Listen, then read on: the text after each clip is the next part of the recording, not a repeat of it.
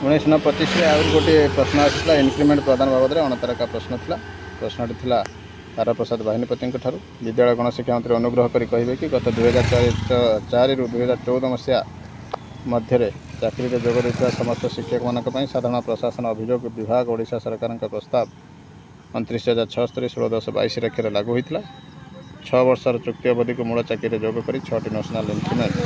प्रदान करने सरकार कौन पदक्षेप ग्रहण करना केवे सुधा या लागू करेंगे। उत्तर में चतुरता भाव देते ठिका आकार में चाकरी जोग देता समस्त सरकारी उच्च विद्यालय शिक्षक मान वरिष्ठता और दरमा असंगति को दूर करने आवश्यक निर्देशावली गणशिक्षा विभाग विज्ञप्ति संख्या 8,474 13/4/23 पत्र संख्या 15,50 22/6/23 जारी कर अर्थात एबे आउ कौन नुआ पदक्षेप नि जाए जहाँ 23 मसीह बीजेडी सरकार नहीं बीजेपी सरकार आउ कौन पदक्षेप नहीं ना ए स्पष्ट हो सरकार का आभिमुख्य किपरि शिक्षक मान प्रति देखा परवर्ती अपडेट। 19/25 प्राथमिक शिक्षकों को 42 ग्रेड पे प्रदान बाबद में प्रश्न करते अशोक कुमार दास विद्यालय गणशिक्षा मंत्री अनुग्रह कर कहे कि आरटी 2009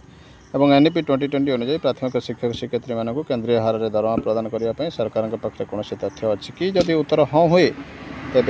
केवे सुधा लागू होबार कार्यक्रम अच्छी ताहा जणाइबे कि प्रश्नर उत्तर में आड़े दे जाते गणशिक्षा मंत्री नित्यानंद गंडा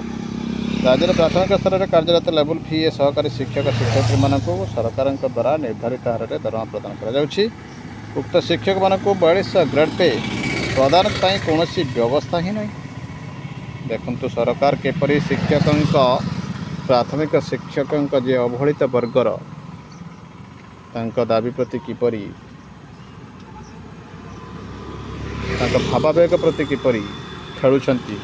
यही चिठी आपण मैंने स्पष्ट अनुमान करें।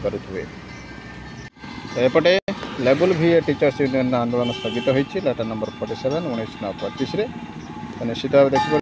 ये देखिए लेवल भी संगठन आंदोलन स्थगित सरकार सहित आलोचना सकारात्मक निर्दिष्ट समय सीमार दाबी पूरण नहीं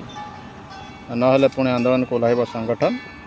19/25 भुवनेश्वर स्थित महात्मा गांधी मार्ग में ओडिशा एलिमेंटरी कैडर लेवल भी पदवीभुक्त 73,000 ऊर्ध्व शिक्षक मानकर मूल ग्रेड पे 22,600 रु 4200 को वृद्धि करने अविकल केन्द्रीय हार दरमा 35,400 टंका रखा दाबी करते